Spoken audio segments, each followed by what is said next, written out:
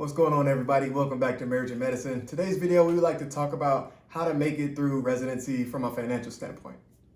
So first, I think it's important to kind of establish that there's a difference between things being tight and struggling, or at least in my viewpoint, there's a difference between the two. So the way I look at it is if you are struggling financially, that means you are having a hard time paying your bills. Like just even meeting your basic needs is a struggle.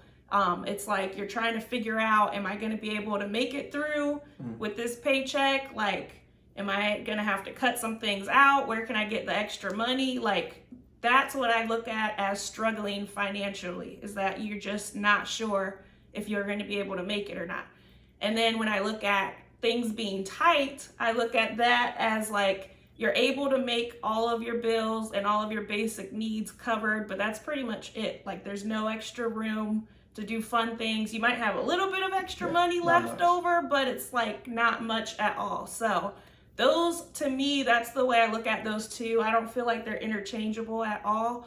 And so I would say for us during residency, things were definitely tight. Like, it is doable to survive on one income, but you do have to be very intentional. And even with being intentional, it's just going to be a little tight throughout those 3 to however many years that you might have to do that. And so we wanted to share kind of like some things that we did that helped us throughout that time, and maybe some things that you can try if you haven't already that might be able to help you out during your residency. Right. And so when you kind of think about the people that are in that struggling category as a resident, a lot of times it's maybe the individuals who are living on one income with multiple kids and a family.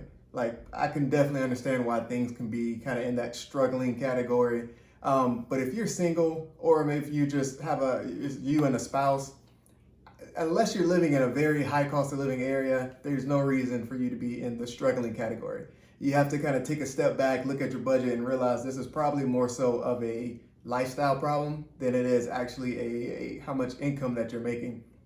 Average residency salary is about $50,000 to $55,000 a year, which, and when you look at everybody as a whole, that's good money still. So there's many people that live on that income on with a family on a regular basis. So it is definitely something that is doable.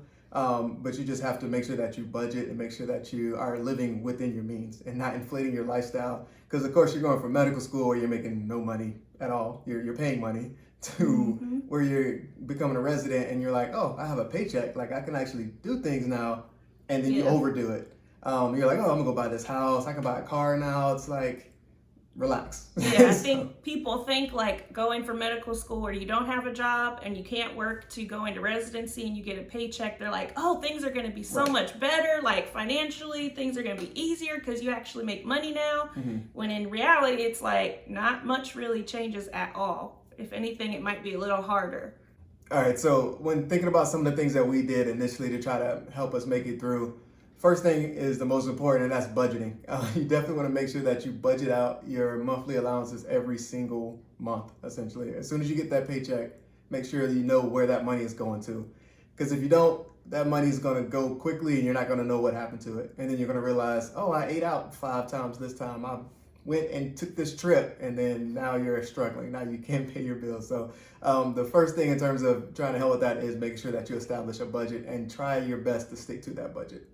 And then for us, some things that we did, because if you don't know, TJ, when he was in residency, I stopped working and I was a teacher at the time. And so we were on one income during residency. And so for us, that was doable for the most part, but there were times where it's like, okay, it's getting a little tight. Like, we need to either cut some things out or we need to figure out how to get some little extra to help out here and there. And so one thing that I did, I kind of started when he was in medical school and then into residency, was direct sales. But I know a lot of people have a bad taste in their mouth about that. So I would say, if you're going to do direct sales, make sure, number one, it's something that you actually like and something that you use. Don't just, pick something random and be like, I'm going to sell this, because you don't want to sell something that you don't even like. You're not going to enjoy it. It's just going to be a miserable thing for you. So find something that you like and that you enjoy. And then just be careful in the way that you approach doing direct sales. Like, you don't want to go to somebody that you haven't talked to in 10 years and be like, hey, guess what? Now I'm selling this and I think you would really like it. And they're like, I haven't talked to you in 10 years. Like, no. So I think the approach is definitely important as well. You don't want to be that person that just like annoys everybody in their Facebook Messenger or with text and stuff. So, definitely pay attention to that. But that was a good way to help us out whenever we needed a little bit of extra money, like even if it's just for gas, or like, hey, we can actually maybe go out to eat this time because I have some extra money now, or whatever. I would definitely say look into that. Definitely research different direct sales, look at their compensation plans, look at all of that stuff.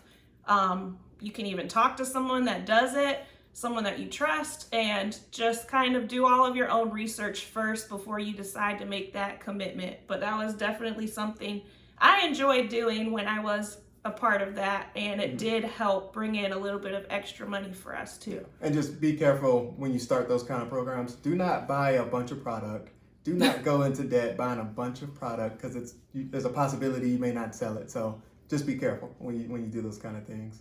One other thing that Jasmine actually did also to bring a little extra money is she did some Amazon Flex for a little bit, started delivering some packages and whatnot. And I would sometimes, if I had some time, some downtime or whatever, I would just kind of ride around with her. I'll do the driving and she'll deliver the packages. Yeah, it made it go a lot faster. Like, okay, I'll drive, you jump out and put the package up there. So we did that one. It was like during the holidays when we're like, okay, we have to do Christmas shopping and stuff. Like, let's get some extra we need some extra money to help out. And I did that for a few months and it was actually not bad at all. So you could do something like that, or there's Instacart, there's Lyft or Uber if you're comfortable doing those. I mean, there's all kinds of like little side gigs that require driving. So I would say to look into one of those too if you do have some extra free time, that you can do that also. Yeah. And other things we think about, just think about holidays in general. Instead of paying, like, for example, you always, a lot of times you get your parents gifts and your siblings get the parents gifts as well. We decided instead of doing that, we just all went in together on a gift for each of them. That just made things a little bit cheaper on our end. And then everybody still got gifts. Granted, our parents don't really care about gifts, so it didn't really matter what we got them, but we got them gifts anyway. So that's kind of just, you find different things that you can do to try to just decrease the amount of money that you're having to dish out. And again, this is when you're dealing with situations where you have living on one income, where you have to kind of do this a lot. If you're living on one income and you're single, again, I feel like you should likely, you'll be living much more comfortably in many locations, again, unless your bills on a daily basis are very high. But in the average situation, you should do just fine on the resident salary. And one other thing that I did do also was using Facebook Marketplace. So like I would go around and look and see if we had stuff that I could sell on there. And so sell everything. Yeah, a lot of things. Now, don't sell stuff that like looks nasty or like worn down really bad. I would try to find things like, for example, with Naya, stuff that we weren't planning to save that was still in really good condition. Like I sold her Mama Roo, even though now I'm like, I kind of wish we kept that.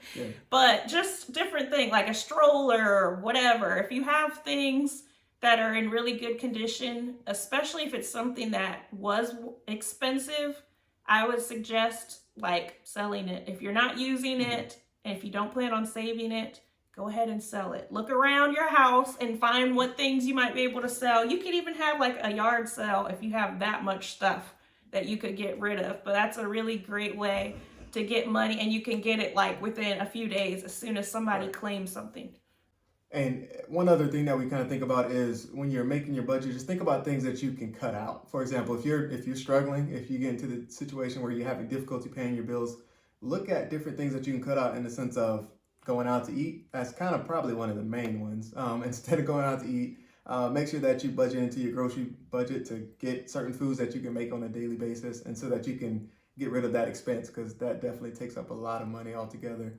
Another thing that you can think about cutting out is subscriptions. A lot of people have multiple subscriptions, Netflix, Hulu, Disney Plus, ESPN, Apple whatever. Music. All these different random subscriptions that you do not need to survive, basically. So these things add up as well. I know it's like, oh, $5 here, $12 here, but that adds up over time. So $5 over a year is $60. I'm just saying, Just like, whatever. that's gas. Exactly. So definitely make sure that you look into those subscriptions and get rid of any ones that you're not using, because a lot of times people have a bunch of them that are just taken out of their monthly budget every single time.